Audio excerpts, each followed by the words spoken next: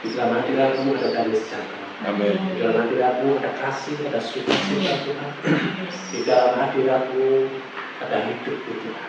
Amin. Terima kasih Bapa, kami ucap syukur. Ya ini semua Tuhan memuliakan, mengagungkan Engkau Tuhan. Dari hati kami yang berdalam Tuhan, dari pikiran kami, dari seluruh jiwa kami Tuhan.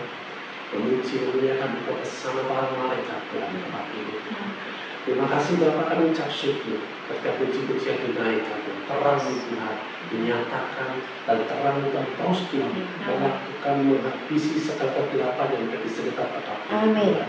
Dan kami bersuka cita Tuhan oleh karena Tuhan setiap saat Tuhan jiwa-jiwa yang mengarahkan mata mereka pada hadirat-Mu, pada tahta kemuliaan-Mu yang penuh dengan terang kasih-Mu. Terima kasih Bapa pada saat ini Tuhan, kami belajar tentang-Mu, kami belajar tentang pribadi-Mu, kami belajar bagaimana kami Tuhan menjadi seperti Engkau. Ayo Roh Kudus yang membimbing setiap pikiran kami, menuntun pikiran kami, menuntun hati kami, sehingga apa yang kami terima dari Engkau tertanam di dalam hati kami, dan itu yang akan menjadikan Tuhan kemuliaan dan kemuliaan kami alami dalam kehidupan kami Tuhan, yang akan bertumbuh semakin hari semakin besar. Terima kasih Bapak, kami ucap syukur di dalam nama Tuhan Yesus, dan kita yang sepakat berkata Amin. Haleluya. Merdeka. Merdeka. Shalom. Shalom. Haleluya. Kita hari ini mau belajar tentang menjadi serupa seperti Kristus, ya, atau mau yang lainnya. Ayat firman dasarnya dari Roma 8 ayat 29.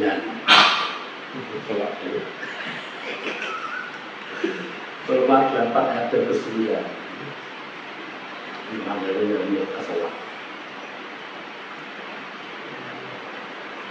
Sudah ketemu? Amin. Roma 8 ayat 29. Silakan dibaca. Roma 8 ayat 29. Mereka yang telah dipilih oleh Allah telah juga ditentukan dari semula untuk menjadi serupa dengan anaknya, yaitu Yesus Kristus. Dengan demikian anak itu menjadi yang pertama di antara banyak saudara-saudara. Amin. Amin. Haleluya. Jadi kita ini saudaranya Yesus Kristus Yesus. Sebab semua orang yang dipilihnya dari semula. Ya. Nah, banyak orang Kristen hidup dengan pola pikir ini. Aku diselamatkan supaya apa ya? Coba bisa jawab. Kita ini diselamatkan untuk apa sih? ya bisa bergabung dengan Bapaknya, Pak. Amin. Ya, kita diselamatkan supaya kebanyakan orang berpikir apa? Masuk surga, masuk neraka. Masuk surga, ya kan? Nah itu benar, ya kan? Tetapi belum lengkap. Ya, dikatakan di kitab Roma ini menunjukkan bahwa tujuan utama keselamatan, ya, bukan sekedar kita punya tujuan ke surga. Amin. Ya, kalau semua sekedar ya kita selamatkan sekedar kita punya tujuan ke surga, ya sudah dari kemarin kita ke surga. Amin. Amin. Ya. Tetapi yang terjadi adalah yang menjadi tujuan keselamatan adalah kita ditransformasi menjadi apa? Serupa seperti Kristus. Itu yang utama. Surga adalah tujuan akhir, ya.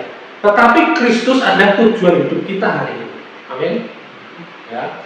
Jadi Roma 8 ayat 29 karena sebab semua orang dipilihnya dari semula. Dipilihnya dari semula artinya apa? Dikenal sebelumnya. Jadi ada suatu pengetahuan, Tuhan tahu dari awal, ya.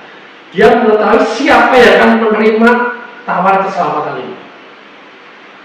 Tapi bukan dia yang menentukan pilihan mereka. Amin. Bisa nolak nggak? Ketika kita dikabarkan memberitakan Injil keselamatan, atau ketika kita memberitakan Injil, ada yang orang bisa nolak nggak? Bisa. Ya. Jadi Allah tahu respon mereka ketika Injil itu sampai pada mereka. Ya. Sehingga Allah itu mengenal mereka sebelumnya. Ya. Di dalam Efesus 1 ayat 4, Efesus 1 ayat 4 dikatakan seperti ini. Sebab di dalam Dia Allah telah memilih kita sebelum dunia dijadikan, ya Allah sudah memilih kita supaya apa? Supaya kita ini kudus dan tak bercacat di hadapannya. Amin. Bukan supaya kita selamat. Ini tujuan awalnya seperti itu. Tujuan awalnya supaya kita ini kudus dan tak bercacat di hadapannya. Ketika manusia ini ya keluar dari rancangan keselamatan itu, ya perlu ada karya keselamatan dulu. Tapi tujuan akhirnya tetap sama, apa? Menjadi kudus dan tak bercacat di hadapannya. Amin. Ya. Tuhan Maha tahu, tetapi Alkitab juga menyatakan sesuatu yang ini mungkin mengejutkan. Ya, kita lihat.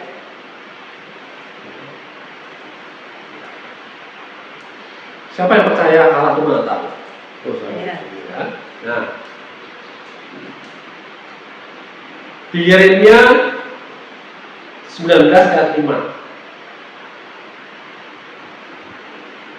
Karena seperti ini.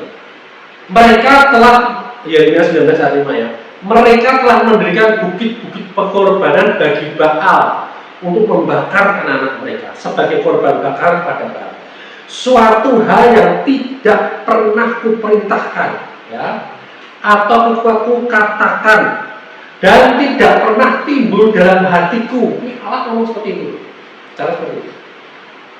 Satu, dia berkata, aku nggak pernah menyuruh, aku nggak pernah berkata-kata seperti itu, bahkan di dalam hatiku pun nggak pernah timbul seperti itu. Perkara seperti itu dia pernah. Ya. Jadi ini menunjukkan bahwa Allah tidak selalu menggunakan kemampuannya untuk mengetahui segala sesuatu secara detail untuk melakukan kejahatan. Amin. Ya, contohnya lagi Yeremia 32-35. Ya. Yeremia 32-35. Mereka mendirikan bukit-bukit pengorbanan Baal di lembah Ben Hinnom untuk mempersembahkan anak-anak lelaki dan anak-anak perempuan mereka kepada Moloch sebagai korban dalam api. Sekalipun aku tidak pernah memerintahkannya kepada mereka, ya, tidak pernah perintahkan, dan sekalipun hal itu tidak pernah timbul dalam hatiku. Yakni hal melakukan kejijikan ini sehingga Yehuda tergelincir ke dalam dosa. Ya. Mengapa? Karena kasih yang sejati itu membutuhkan relasi yang sejati, membutuhkan hubungan yang sejati, membutuhkan pilihan yang sejati. Amin. Bukan sesuatu yang dipaksakan, bukan sesuatu yang diatur atau diarahkan. Ya. Jadi Allah itu suatu hubungan yang apa ya? Yang nyata tuh, yang dia mau, ya, dengan kita ini, ya, bukan yang berjarak.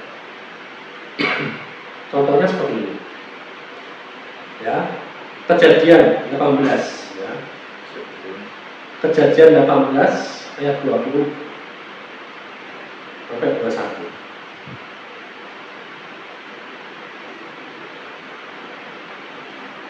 Akan dibaca Kejadian 18 20 21.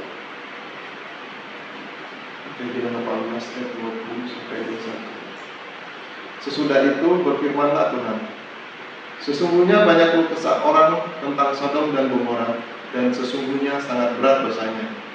Baiklah, aku turun untuk melihat apakah benar-benar mereka telah berkelakuan seperti keluh kesah orang yang telah sampai kepadaku atau tidak. Aku hendak mengetahuinya. Tuhan turun untuk melihat keadaan Sodom dan Gomora. Oleh karena apa? Ada orang-orang yang melapor pada Tuhan. Ya kan? Ini loh Sodom dan Gomora keadaan seperti ini. Ya kan? Tuhan turun untuk melihat. Ya. Sekarang coba Kejadian 22 ayat 12.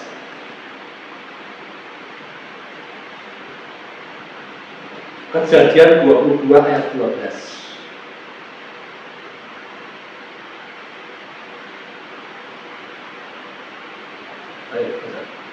Lalu ia berfirman, jangan bunuh anak itu dan jangan kau apa-apakan dia, sebab telah kuketahui sekarang bahwa engkau takut akan Allah, dan engkau tidak segan-segan untuk menyerahkan anakmu yang tunggal kepadaku. Amin.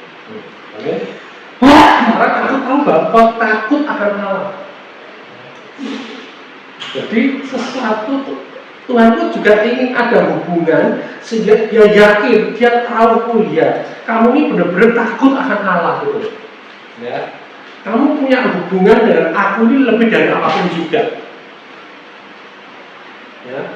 Takut akan Allah itu seperti ini, bukan takut akan Allah itu bukan kayak kita takut di tempat gelap atau takut sesuatu yang mengerikan atau yang mengkhawatirkan. Enggak. Takut akan Allah ini karena kita ini kagum gitu sama. Saking kagumnya kita sama Allah sehingga hati kita ini tertarik sama Dia dan kita ini mau menyatakan, mau memberikan apapun untuk Dia. Kita takut akan Allah. Amin. Ya, kayak kita dengan pasangan kita ketika kita mau tertarik sama pasangan kita menyatakan gitu. Kita mau meluapkan perasaan kita sehingga supaya terjadi hubungan yang baik. Amin. Seperti itu. Ya. 1 sampai 15 ayat 11. 1 sampai 15 ayat 11.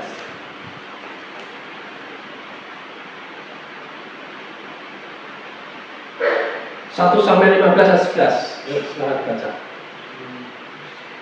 Aku menyesal telah mengangkat Saul menjadi raja, sebab ia telah berbalik daripadaku dan tidak melaksanakan perintahku. Samuel sedih dan sepanjang malam ia mengeluh kepada Tuhan. Amin. Aku menyesal karena aku telah menjadikan Saul raja. Raja menyesal dengan keputusan dia. Ya. Jadi di sini kelihatan ternyata kita ini tidak dipaksa atau ditakdirkan, diarahkan Tuhan seolah kita nggak bisa apa-apa. Gitu. Seolah kita nggak bisa memutuskan apa-apa. Gitu. Ya, seperti robot. Gitu. Ya seperti itu. Dan mau ada hubungan. Ya. Allah itu memiliki kemampuan untuk mengetahui segalanya. Amin. Tetapi atas kehendaknya sendiri, Dia memilih untuk tidak mengetahui secara detail. Agar hubungan Dia dengan manusia itu tetap hidup dan nyata. Ya. Jadi Allah ini bukan Dia yang menulis menetapkan dulu saja. Ya. Allah bukan yang mengatur tragedi-tragedi hidup kita, bukan Allah. Ya. Allah adalah Bapa yang berjalan bersama anak-anaknya. Amin. Bersama-sama dengan kita. Ketika kita dengan anak kita gandeng, ya kan, supaya dia tetap berjalan. Tiba-tiba dia tersandung, apa itu keinginan bapaknya? Enggak loh. Ya. Dan seperti itu. Ketika anak kita terjadi sesuatu yang tidak baik, dimanapun dia berada, apakah itu keinginan kita, bapaknya, orang tuanya? Kan enggak. Ya kan? Apakah itu keuntungan kepentingan bapak di surga juga? Kan enggak. Ya. Setiap orang punya hak, punya kehendak, ya. Sehingga makanya kita perlu ngerti bagaimana siapa kita ini gitu. Ya. Banyak kadang-kadang orang bilang, wah aku nasibku seperti ini loh. Nah, nasibku jadi orang ganteng seperti ini. Nasibku jadi orang yang tidak sekolah seperti ini. Ya memang nasibku seperti ini. Ya udah terima aja. Kebanyakan orang seperti itu. Ya, dan seperti itu. Ya. Kita berhak ketika kita mengalami sesuatu yang tidak baik. Aku tidak. Ini bukan identitas diriku dan Kristus. Ya. Nah, di sini dikatakan apa? Predestinasi. Ya. Tuhan menentukan siapa yang diselamatkan dan siapa yang binasa, tidak seperti itu. Ya. Predestinasi ini seperti nasib. Caranya, oh ya kamu mau ditakdirkan untuk selamat, ya selamat. Ya. Kalau kamu ditakdirkan untuk tidak selamat, ya tidak selamat. Ya, pakai kapanpun ya tidak selamat. Ya, padahal tidak seperti itu. Ya. Kita pernah belajar demikian dalam Roma 8 ayat 29. Ya, Roma 8 ayat 29. Roma 8 ayat 29 dikatakan seperti ini. Sebab semua orang yang dipilihnya dari semula, mereka juga ditentukannya dari semula untuk menjadi serupa dengan gambaran anaknya, supaya anaknya itu menjadi yang suluk di antara banyak saudara. Mereka yang dikenal sebelumnya, amin.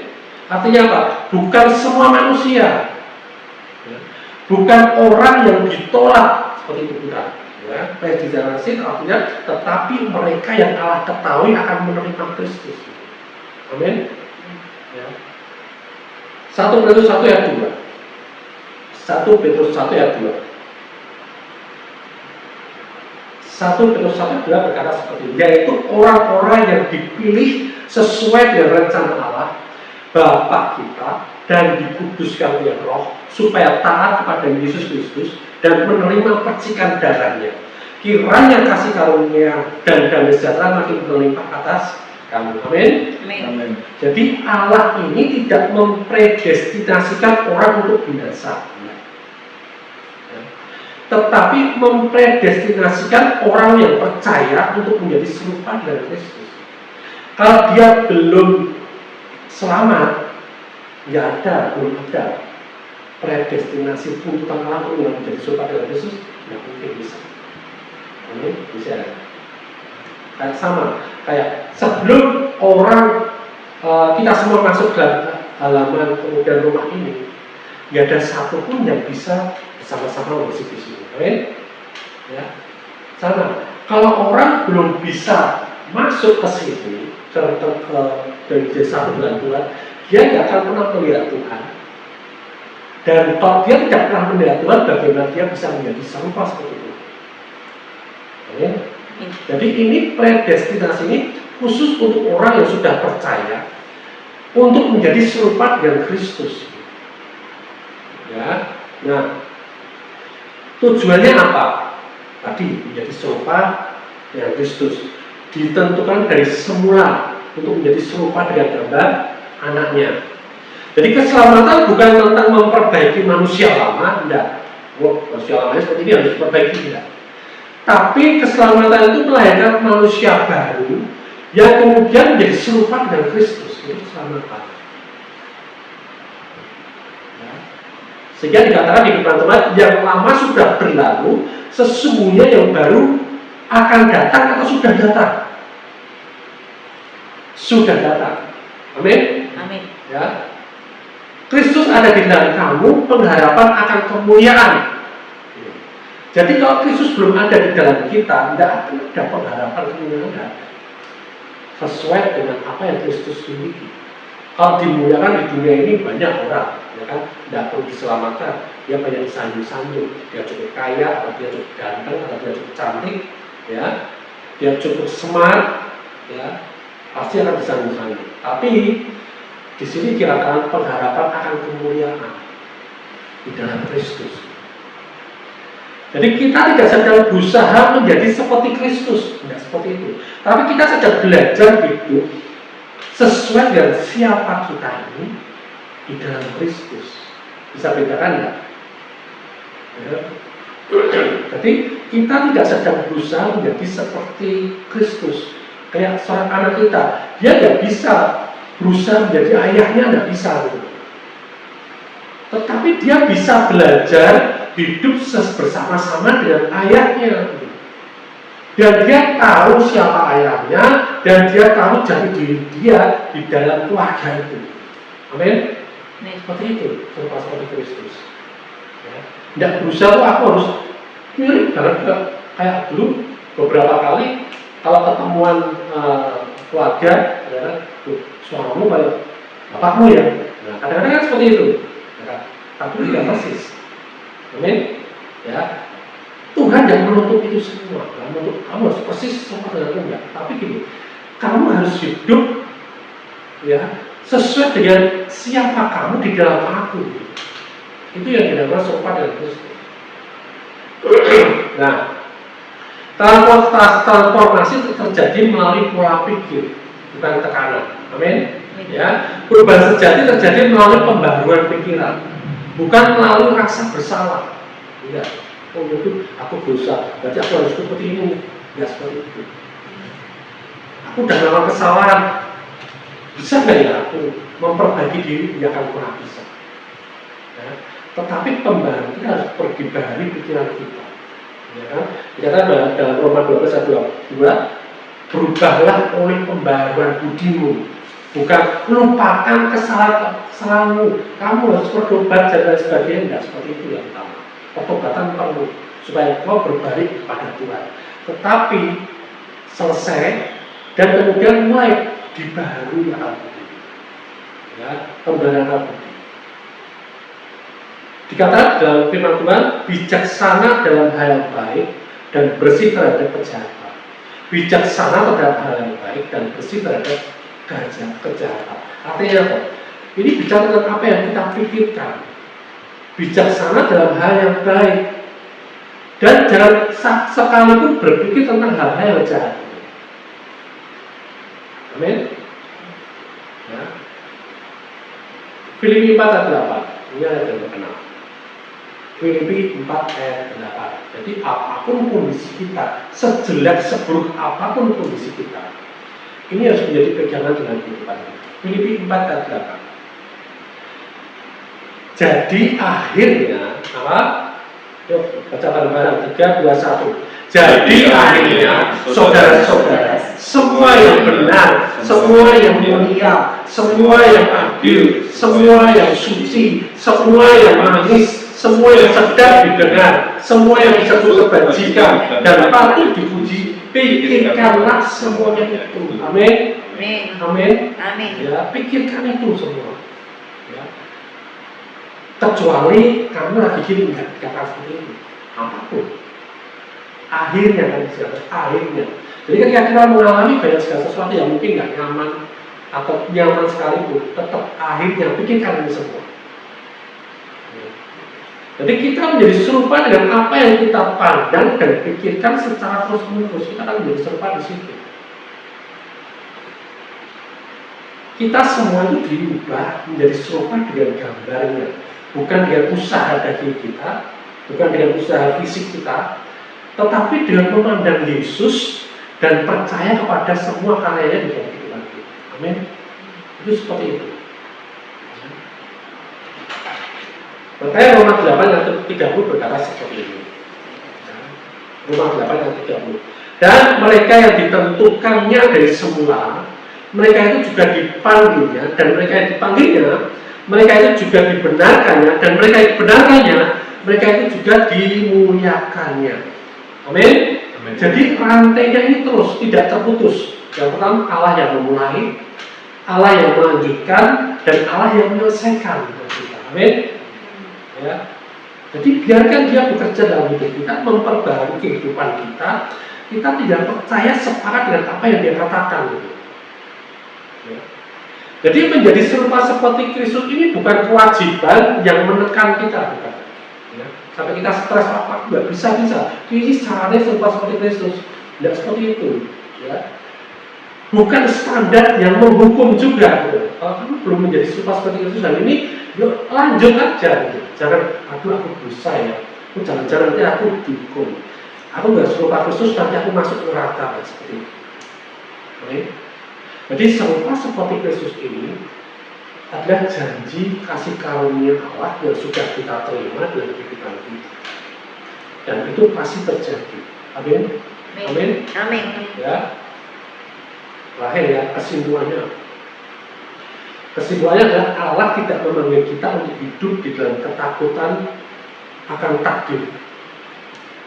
Ya, karena apa? Banyak orang yang takut tuh. Aku ini kondisiku seperti itu, takdirku seperti ini. Wah, terus gimana ya? Nanti anakku piye ya? Nanti cucuku gimana ya? Mereka juga akan mengalami seperti aku.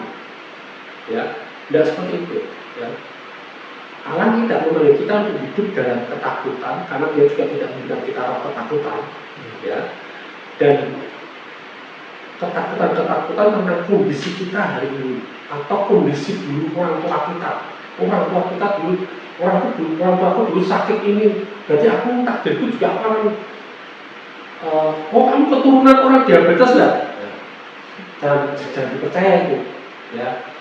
Kalau kita keturunan orang diabetes, kita jangan turun, kita nanjak aja.